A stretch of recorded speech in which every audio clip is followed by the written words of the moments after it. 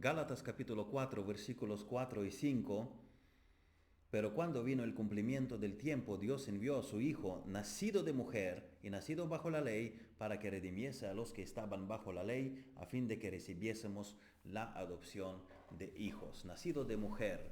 La Biblia no nos da detalles técnicos de la encarnación del Hijo de Dios, no da detalles del mecanismo. El apóstol Pablo dice en otro lugar: indiscutiblemente grande es el misterio de la piedad. Dios fue manifestado en carne. Es un misterio grande, dice el apóstol Pablo. La Biblia nos narra los hechos sin dar explicaciones. Narra hechos: que Cristo, concebido por el Espíritu Santo, nació de mujer, que tuvo lugar el nacimiento virginal, la concepción virginal, pero son cosas que están fuera del alcance de nuestra comprensión, cosas que revelan la autoría de una mente superior al intelecto humano, que el autor de las Escrituras es Dios.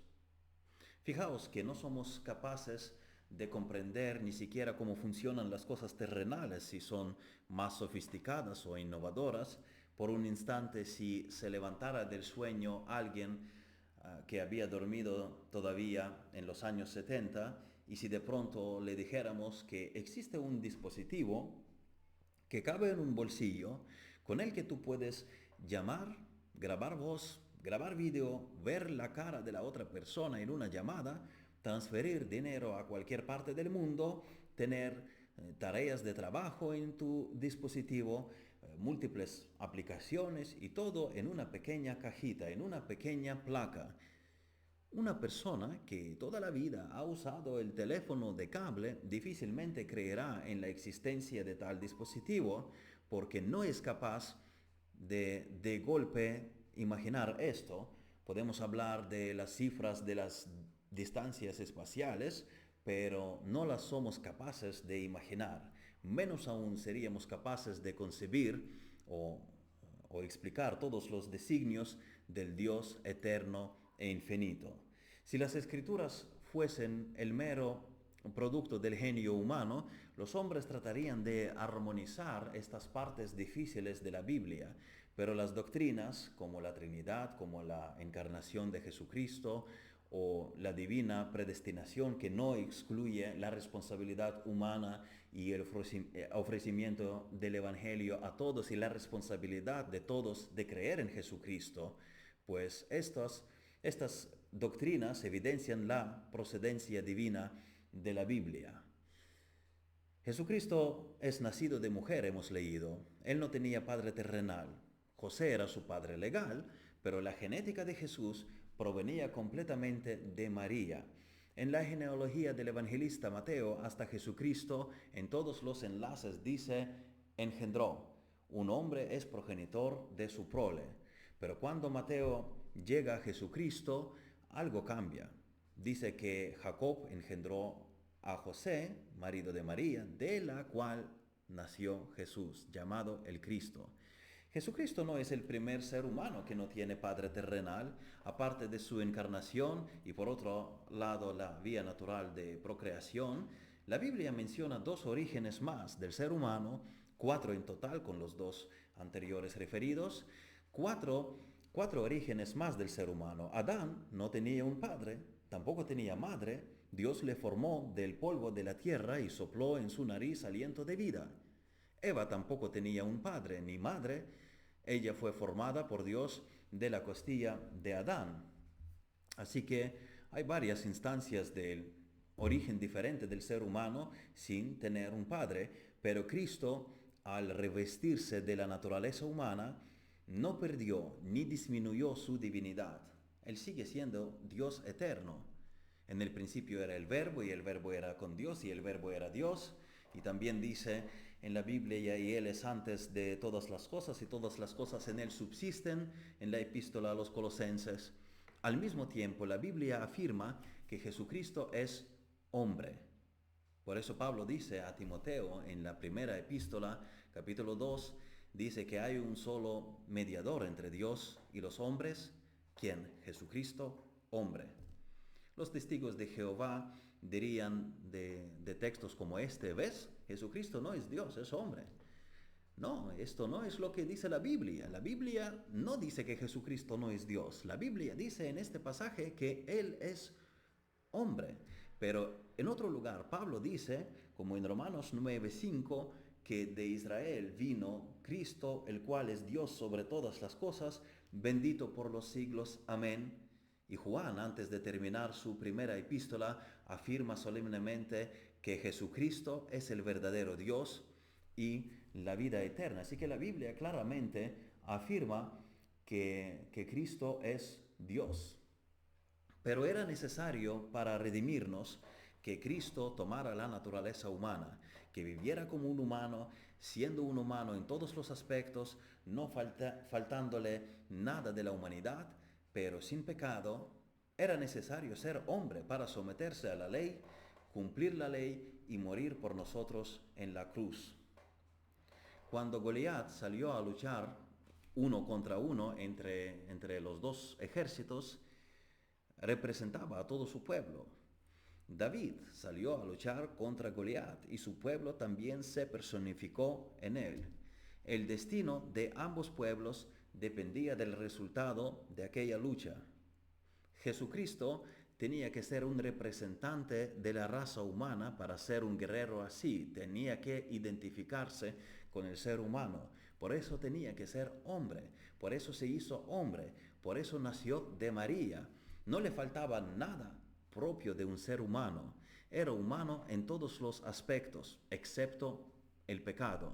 Así que Cristo es Dios y Cristo se ha hecho hombre.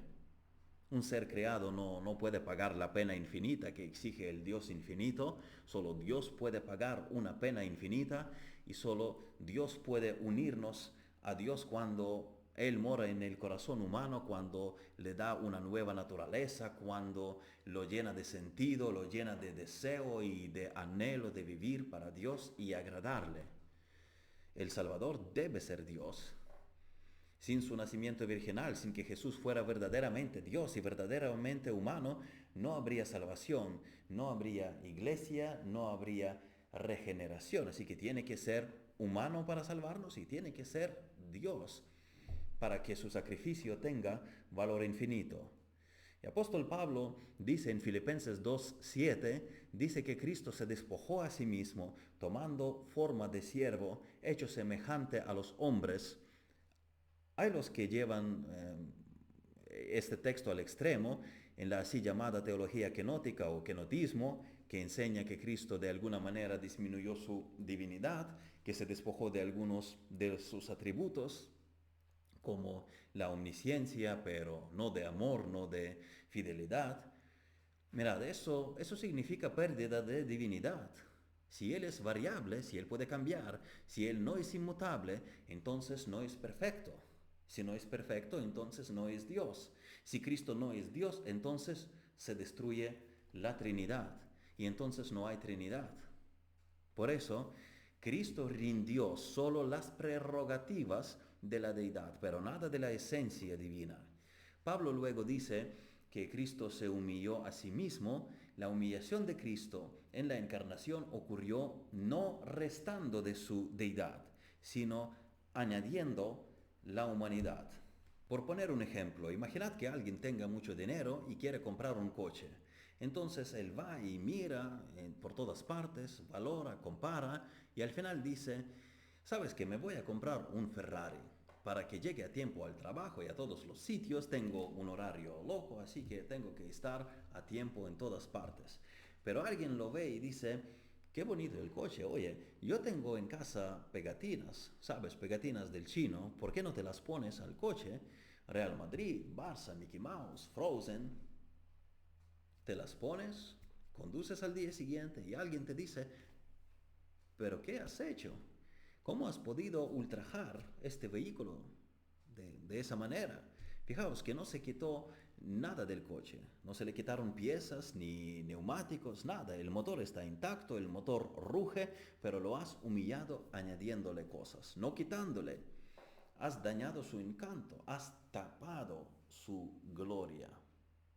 Tal vez no es un ejemplo perfecto, pero el punto es que la humillación de Cristo no ocurre por disminución de su deidad, Sigue siendo Dios eterno. Su humillación es por añadir la naturaleza humana que antes no tenía.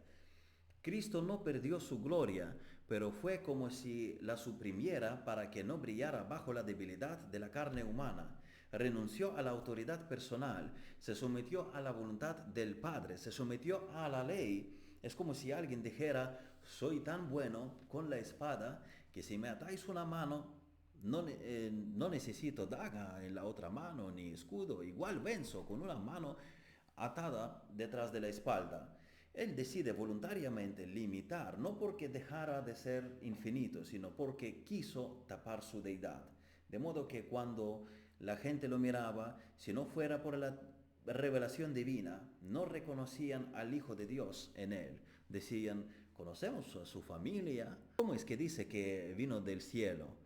Por eso el profeta Isaías, siglos antes, dijo que no hay parecer en él ni hermosura, le veremos más sin atractivo para que le deseemos.